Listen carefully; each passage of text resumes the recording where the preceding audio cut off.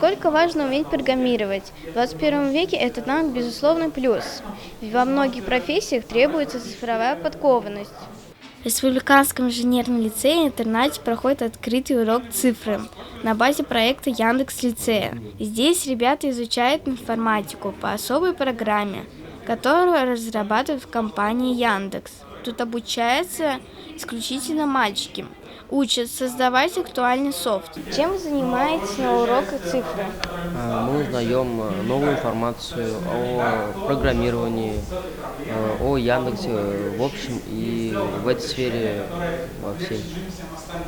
На такой необычный урок в инженерный лицей прибыл специалист из московской компании Яндекс Артем Грутаковский.